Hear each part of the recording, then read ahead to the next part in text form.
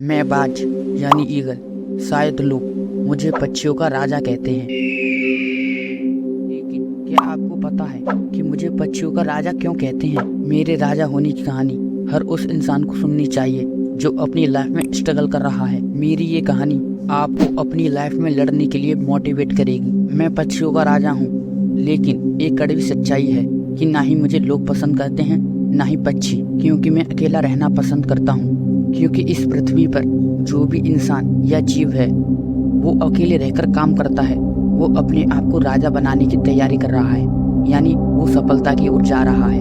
मैं शायद पंछियों को इसलिए पसंद नहीं हूँ कि मैं उनके साथ झुंड में नहीं रहता, और शायद इंसानों को इसलिए पसंद नहीं हूँ कि मैं उनकी गुलामी करना नहीं जानता। लेकिन ये क्वालिटी तोते और अन्य पक्षी में पाई जाती है, और शायद इंसान में भी, और इसीलिए इंसानों को तोते पसंद आते हैं और तोतों को इंसान। और ये सच्चाई भी है कि जो लोग या जीव दूसरों का एंटरटेनमेंट और गुलामी करते हैं वो लोग सभी को पसंद आते हैं। और मेरी प्रजाति में से एक नाम आता है तोते का, क्योंकि तोता लोगों की गुलामी करना और उनका एंटरटेनमेंट करना बखूबी से जानता है। जब लोग तोते से कहते हैं बोलो मिट्ठू, तो वो नहीं बोलता, तो इंसान उसे खाने के लिए एक मिर्च देता है, और तोता वो सब करता है जो इंसान कहता है, क्योंकि तोता इंसान के लिए एक एंटरटेनमेंट का जरिया है। लेकिन मैं बाज ऐसा नहीं करता, क्योंकि मैं उनकी गुलामी करना नहीं जानता। शायद यही कारण है कि मैं पक्षियों का राजा हूँ, लेकिन मैं राजा होते हुए भी मुझे हर चीज के लिए संघर्ष करना पड़ता है। चाहे वो संघर्ष खाने के लिए हो, चाहे जीवन जीने के लिए, मुझे हर चीज के लिए संघर्ष करना ही पड़ता है। लेकिन यहाँ पर मैं तोते को खुशनसीब मानता हूँ, क्योंकि जब तोते को भूख लगती है तो वो इंसानों को एक करतब दिखाता है और उसे खाने के लिए मिल जाता है। ना ही उसे कोई जानवर का डर,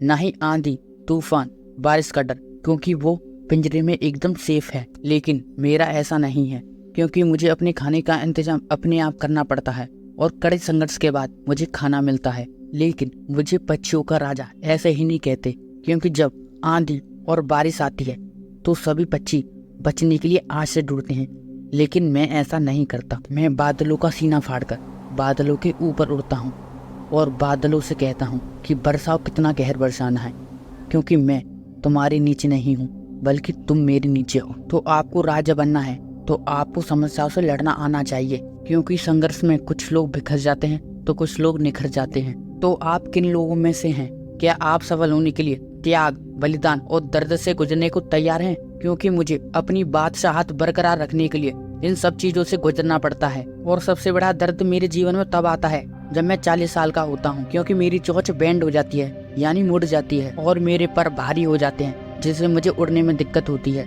और मेरे नाखून टेढ़े हो जाते हैं, जिससे मैं शिकार को पकड़ता हूँ। तो अब मेरे पास चॉइस है कि मैं मर जाऊँ, क्योंकि मैं शिकार नहीं कर सकता, क्योंकि मेरे जो पंजे हैं जिससे मैं शिकार को पकड़ता हूँ वो टेढ़े हो गए हैं, मैं उनसे शिकार को नहीं पकड़ सकता। तो मैं अब अपनी एरिया की सबसे ऊंची चोटी पर चला जाता हूँ, वहाँ पर अपनी चोंच को पत्थर पर मारना शुरू करता हूँ, और जब तक मारता हूँ जब तक कि चोंच ना टूट जाए, क्योंकि प्रकृति नहीं देगी, और नाखूनों को भी तोड़ देता हूँ। और 1 महीने बाद मेरे नए नाखून आते हैं, उन्हीं नाखून से अपने परों को तोड़ता हूँ, और 3 महीने बाद मेरी चोंच और पंख आ जाते हैं, जिससे मैं एक नया बाज बनकर तैयार हूँ, और मैं 30 साल और जीता हूँ। लेकिन ये जीवन मुझे आसानी से नहीं मिला, मुझे बहुत दर्द से गुजरना पड़ता है, तब जाकर के मुझे ये जीवन मिलता है। तो इस पृथ्वी पर जितने भी जीव हैं उनको प्रकृति मौका देती है, बस आपको उस दर्द से गुजरना होगा जिस दर्द से मैं गुजरा था। अगर आपको सफल होना है तो आपको इस दर्द से गुजरना होगा, लेकिन क्या आप इस दर्द से गुजरने को तैयार हैं?